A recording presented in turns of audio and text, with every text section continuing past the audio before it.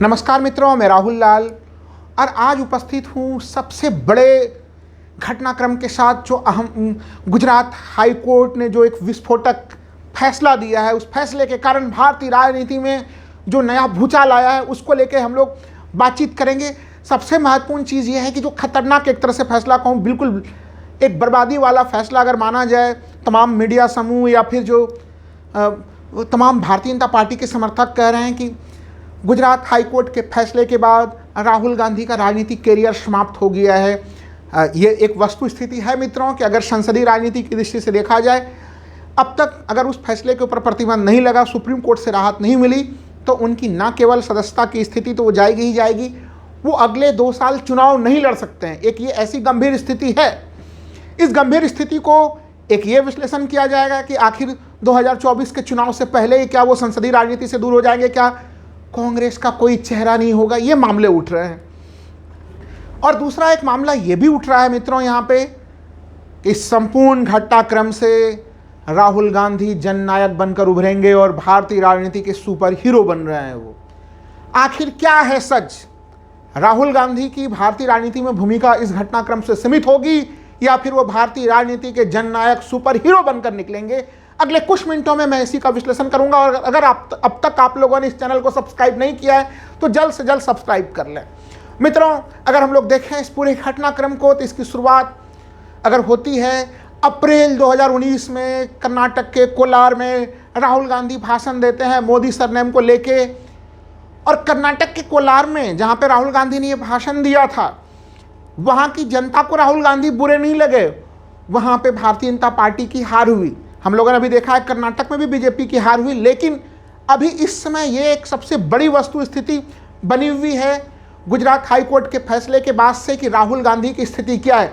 क्योंकि जो गोदी मीडिया का लगातार अगर आप विश्लेषण देख रहे होंगे, जो भारतीय जनता पार्टी के समर्थक भी कह रहे हैं कि अब तो विपक्षी गठबंधन पहले ही टूट फूट के बेकार हो चुका है, क्योंकि उसमें जो सबसे बड़ी घटक दल है कांग्रेस के पास अब राहुल गांधी का चेहरा ही नहीं बचा, यानी विपक्षी गठबंधन अनाथ हो चुका। ये पहला एक तरह से आरोप लग रहा है पूरे विपक्ष को कमज़ोर बताने के लिए। और दूसरे चीज़ें ये चीज़ कही जा रही है कि जब विपक्षी गठबंधन में कांग्रेस नहीं होगी तो ऐसे स्थिति में भारतीय जनता पार्टी की स्थिति बहुत मजबूत होगी। लेकिन वस्तु स्थिति क्या है मित्रों, थोड़ा उसे समझना पड़ेगा। वस्तु स्थिति ये रही कि जरूर अप्रैल 2019 में राहुल गांधी ने भाषण दिया था। पूर्णेश मोदी ने इसे गुजरात के मजिस्ट्रेट कोर्ट में चुनौती दी थी मानहानि के मामले में, और वहाँ पे ये मामला सुषुप्तावस्था में था। लेकिन जब राहुल गांधी ने अडानी प्रकरण को लेकर जोरदार हमले करने प्रारंभ किए, तो कांग्रेस का आरोप है कि कहीं न कहीं उसके बाद गुजरात हाईकोर्ट जो सुषुप्तावस्था में थी वो अचानक से काफ़ी सक्रिय हो गई। और 23 मार्च 2023 को गुजरात के सूरत के मजिस्ट्रेट कोर्ट ने राहुल गांधी को मानहानि के मामले में 2 वर्ष की सज़ा सुनाई। और यहाँ से शुरू होता है कि मानहानि के मामले में पिछले 100 वर्षों में किसी को 2 वर्ष की सज़ा नहीं सुनाई गई। और 2 वर्ष की सज़ा सुनाने का मतलब ये है कि आपकी संसद की सदस्यता चली जाती है और आप अगले 2 वर्षों तक चुनाव नहीं लड़ सकते हैं। ये स्थिति बनती है। यानी अगर इस स्थिति को देखा जाए तो राहुल गांधी 2025 तक चुनाव नहीं लड़ सकेंगे अगर उनको आगे सुप्रीम कोर्ट से राहत नहीं मिलती है। ये एक फैसले का तस्वीर है।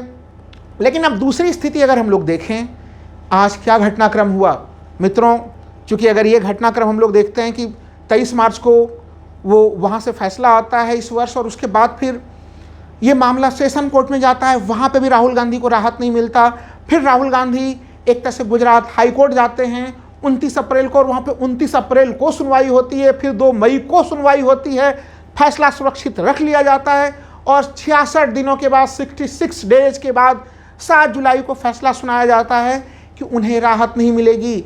यानी उनके सेंटेंस पे तो स्टे है, लेकिन कन्विक्शन पर स्टे नहीं लगाया जा रहा है, जिससे उनकी संसद सदस्यता खतरे में पड़ चुकी है। ये स्थितियां राहुल गांधी को मजबूत कर रही हैं, कमज़ोर कर रही हैं। इसके लिए बहुत आवश्यक है, क्योंकि लगातार कहे जा रहे हैं कि पटना के विपक्षी गठबंधन का क्या मतलब रहा। अब तो बंगलोर के भी जो विपक्षी गठबंधन जाएंगे उसका मतलब क्या बचेगा। लेकिन आज हम लोग देखते हैं पहला नंबर चीज़ कि विपक्ष के तमाम नेताओं ने क्या बयान दिया है।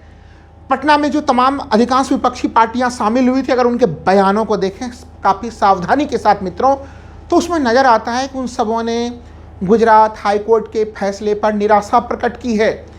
सबों ने कहा है कि शायद आगे राहुल गांधी को राहत मिलेगी। एक तरह से ये वो स्थिति है जहाँ पे कि कहीं कहीं विपक्ष फिर से और ज़्यादा एकजुट होता हुआ दिख रहा है, और अतीत में इसके उदाहरण भी हैं। क्योंकि जब 23 मार्च को ये फैसला आया था, उसके बाद बहुत त्वरित तौर पे राहुल गांधी की संसद सदस्यता को समाप्त कर दिया गया था, तो आम आदमी पार्टी ने, जो कि आम आदमी पार्टी और कांग्रेस के बीच में काफ़ी दूरी होती है, उसमें अरविंद केजरीवाल ने राहुल गांधी के साथ बिल्कुल जो है कि सॉलिडिटी प्रकट की थी, मजबूती के साथ उनके साथ खड़े हुए थे। तेलंगाना राष्ट्र समिति, जो कि भारत राष्ट्र समिति बन चुकी है तेलंगाना में, वो प्राय कांग्रेस से बहुत दूरी बना के रखते, लेकिन उस प्रकरण में उन्होंने भी पूरा का पूरा राहुल गांधी को समर्थन प्रदान किया था। यानी अगर अतीत में भी हम लोग देखें तो वो पार्टियां जो कांग्रेस से काफ़ी दूरी बना के रखती हैं, ऐसे घटनाक्रम में उन्हें भी कांग्रेस का समर्थन करना पड़ जाता। और वो स्थितियां एक तरह से 7 जुलाई को भी दिखी, जब तमाम विपक्ष के लोग राहुल गांधी के साथ कंधे से कंधे मजबूती के साथ खड़े थे। यानी नंबर 1 फैक्ट यह स्थापित होता है मित्रों कि इस पूरे घटनाक्रम ने विपक्ष को फिर से मजबूत किया है। हालांकि देखिए, एक तर्क यह है भारतीय जनता पार्टी के समर्थकों का कि राहुल गांधी यानी कांग्रेस का जो सबसे बड़ा विपक्षी पार्टी है, वो पहले ही आउट हैं चुनाव से।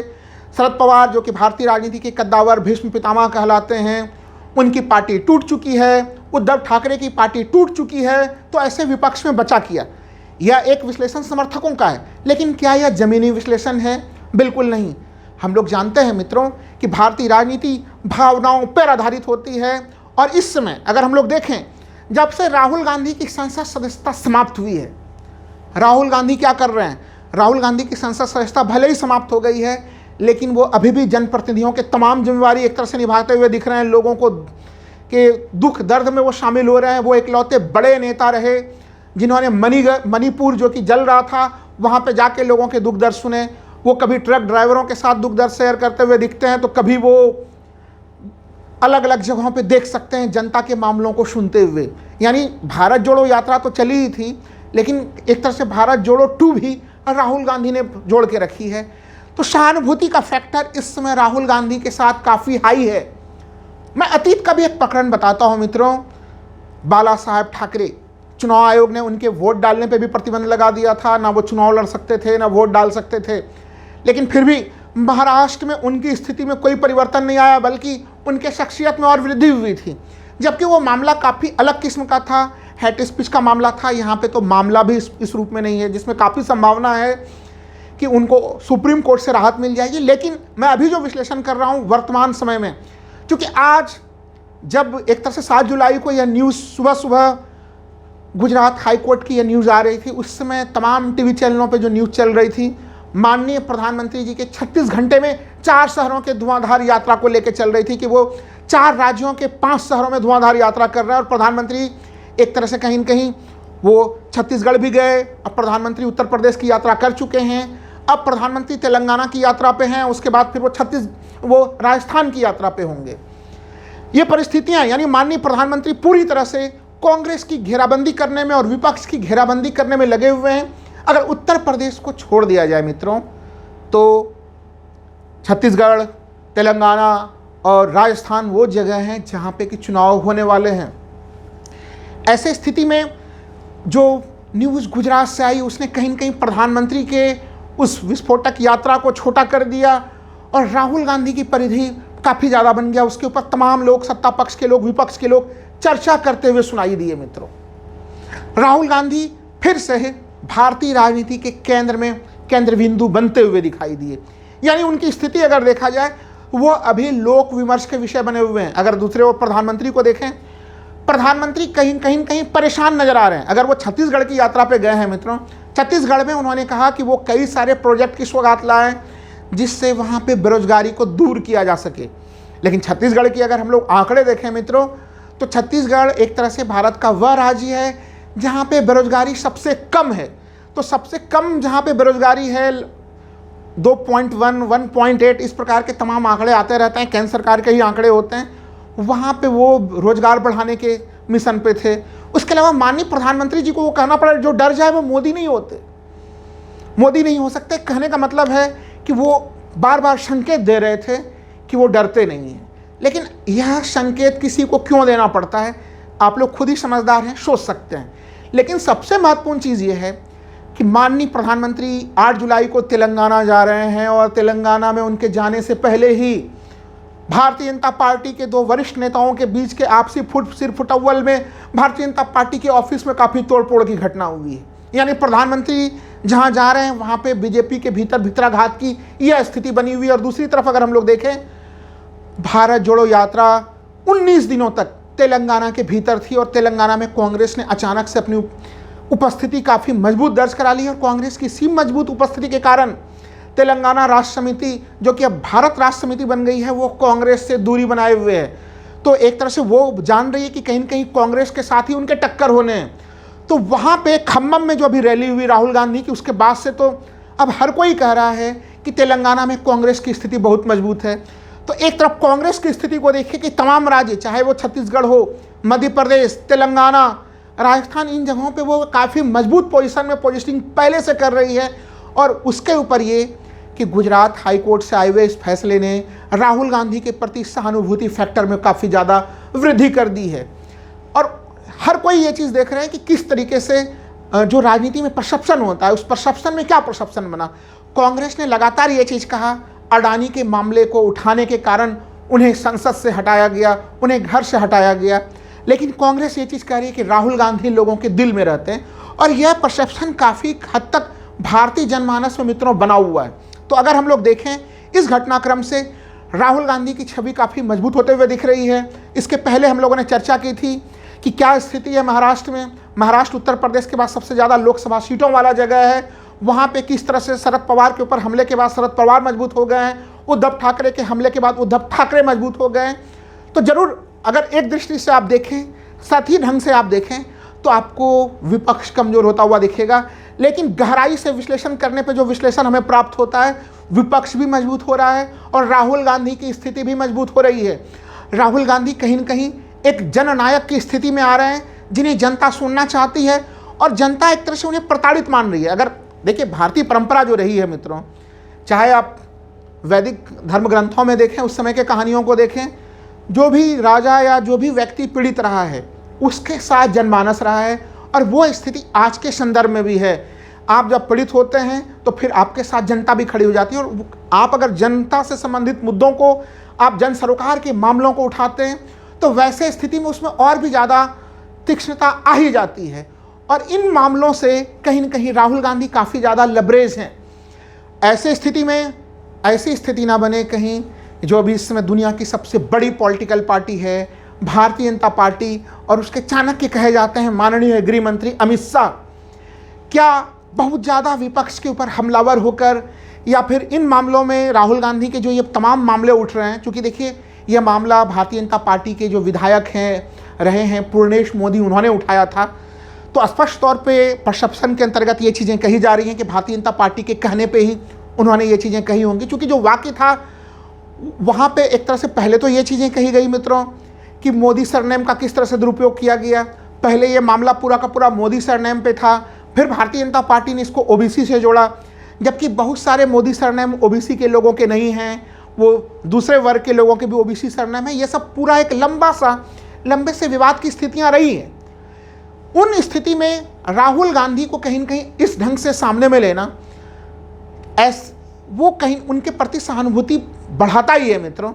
देखिए आज जब गुजरात हाई कोर्ट से यह फैसला आता है तो बहुतों के लिए चौंकाने वाला होगा, लेकिन अधिकांश लोग ये मान रहे थे कि गुजरात से उन्हें यह न्याय की प्राप्ति नहीं होगी। उन्हें संभवतः अगर न्याय मिलेगी तो सुप्रीम कोर्ट से मिलेगी। लेकिन इस पूरे प्रकरण के बाद विपक्ष ने जो एकजुटता दिखाई है और भारतीय राजनीति का जो एक नया सा चक्र चला है इस समय, आप राजनीति में तभी सफल होते हैं जब आप जन विमर्श, यानी जो हम लोग कहते हैं कि हमारी राजनीति विमर्शी लोकतंत्र पर निर्भर है, उस जन विमर्श के केंद्र बिंदु में आप शामिल होते हैं। उस जन विमर्श के केंद्र बिंदु में राहुल गांधी शामिल हो चुके हैं। यही कारण है कि मैं बार बार कह रहा हूं कि जो दो विश्लेषण है, जिसमें एक विश्लेषण में तमाम लोग यह व्याख्या कर रहे हैं कि कांग्रेस काफ़ी कमज़ोर होगी इस घटनाक्रम के बाद से, वो स्थितियां बनते हुए नज़र नहीं आ रही हैं, बल्कि कांग्रेस काफ़ी मजबूत होते हुए दिख रही है। कांग्रेस इस पूरे मामले को अगर हम लोग देखें तो वो एक तरह से कानूनी लड़ाई भी काफ़ी मजबूती से लड़ते हुए दिख रही है और दूसरी तरफ इसके राजनीतिक लड़ाई को भी कांग्रेस काफ़ी मजबूती से लड़ रही है। चूंकि राहुल गांधी ने जब 23 मार्च को यह फैसला आया था, बड़े बेबाक शब्दों में कहा था कि आप हमें जेल के भीतर भी बंद कर दो तो भी मैं सच बोलना नहीं छोड़ूंगा। ये जो परसेप्शन है, इस प्रकार के जो शब्द हैं कि मैं न्याय के लिए प्रतिबद्ध हूँ, संघर्षरत हूँ, इन प्रकार के शब्दों ने उनके लिए एक अलग किस्म का परसेप्शन बनाया है। और ये परसेप्शन राजनीति में कितने महत्वपूर्ण होते हैं वो आप सभी जानते हैं।